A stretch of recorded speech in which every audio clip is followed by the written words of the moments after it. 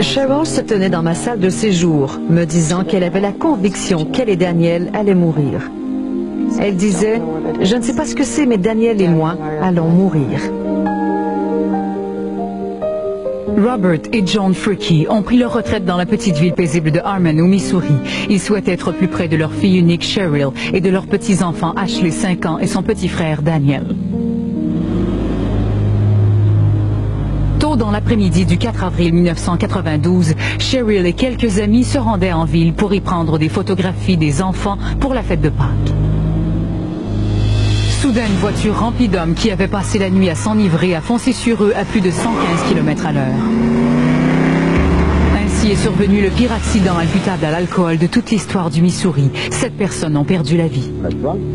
Un chauffeur ivre a tué une mère et son petit garçon. À leur retour à la maison, Robert et Joan ont trouvé une note placardée sur leur porte les enjoignant d'appeler leur pasteur. Nous avons fait quelques appels, mais les lignes étaient toutes occupées. Nous n'obtenions rien sauf le timbre engagé. C'est alors que nous avons vu des lumières entrer dans notre cour. C'était notre diacre et il nous a informés de la nouvelle.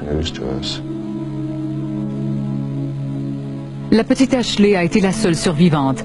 Lorsque les secouristes l'ont trouvée, elle saignait abondamment, enterrée vivante sous les décombres du tableau de bord et sous le corps de sa mère. Elle a dû être héliportée jusqu'à l'hôpital Columbia, à une centaine de kilomètres de là. Personne ne croyait qu'elle survivrait.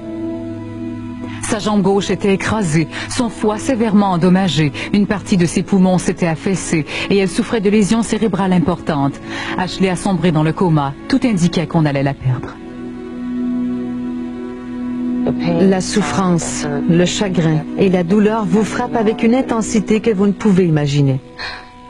Ça vous déchire littéralement. C'est 15 jours plus tard, ironiquement, le dimanche de Pâques, que le premier miracle s'est produit. Le docteur Alexson a appelé de l'hôpital pour nous dire que Ashley était sortie du coma. Nous nous sommes rendus à son chevet et elle a dit « Allô grand-mère, allô grand-père ». Quotidiennement, la thérapeute Karen Moore visitait Ashley pour l'aider à surmonter sa terrible perte. Elle voyait bien qu'il s'agissait d'une enfant tout à fait spéciale. La guérison était miraculeuse, non pas seulement parce qu'elle pouvait à nouveau parler ou reconnaître des gens, mais aussi parce qu'elle s'alimentait seule. Elle était vraiment une miraculée. Puis un second miracle est survenu. Alors que nous lui parlions, Ashley nous faisait face. Soudain, elle a regardé ailleurs et levé les yeux au plafond. Sa voix était ténue et superficielle. Je ne pouvais pas entendre tout ce qu'elle disait, mais elle murmurait « Daniel, Daniel, maman ». Elle a alors engagé une conversation avec eux. Elle souriait et hochait de la tête. Sauf lorsqu'elle a levé sa main et a fait comme cela. Elle a élevé la voix, assez pour être entendue, et a dit « Au revoir, maman, je t'aime ». Au revoir, Daniel, je t'aime. Et là, elle s'est retournée vers nous, a pointé le plafond et a dit « Pouvez-vous les voir ?» Et elle répétait cela « Pouvez-vous les voir ?» Au ciel, c'est brillant comme cela. C'est comme si le soleil brillait partout. Il ne fait jamais noir. Et j'ai vu ma maman et j'ai vu l'homme. L'homme m'a dit de m'en retourner et ma maman a dit qu'elle m'aimait. C'est tout ce que je me souviens.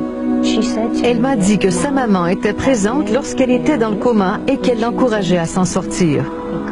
Elle était couchée sur le lit et elle a levé ses petits yeux aussi haut qu'elle pouvait et a dit « Ils sont partis par là. Ils sont partis par en haut et moi je m'en allais avec eux.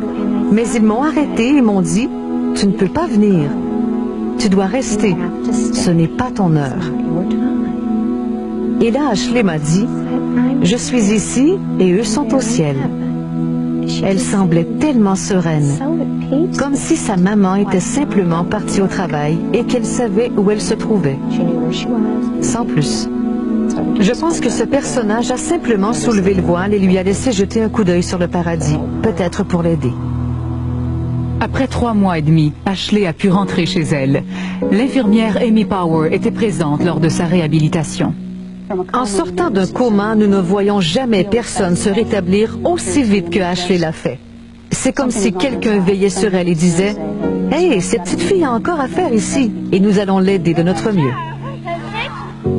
4 ans après, le plus grand miracle demeure Ashley elle-même, une saine et heureuse petite fille. Nous lui avons organisé des retrouvailles surprises avec son infirmière aimée.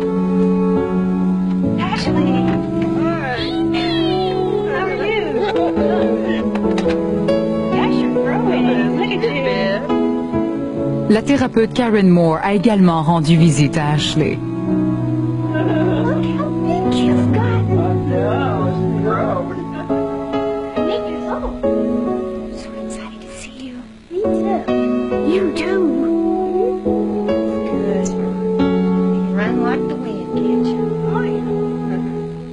Ashley est une enfant miraculée. J'ai été bénie d'avoir pu travailler avec elle. J'ai de profondes croyances religieuses.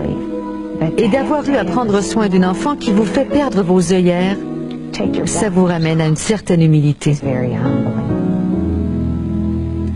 Elle était si positive. Le paradis est là. J'ai eu de belles choses en restant ici. Je n'aurais pas pu revoir grand-mère et grand-père. Lorsque je pleure, Ashley me caresse le dos et me dit « Grand-mère, ça va. Maman est au ciel et elle est heureuse. » Elle va bien. Elle nous donne tellement de joie. C'est notre fille.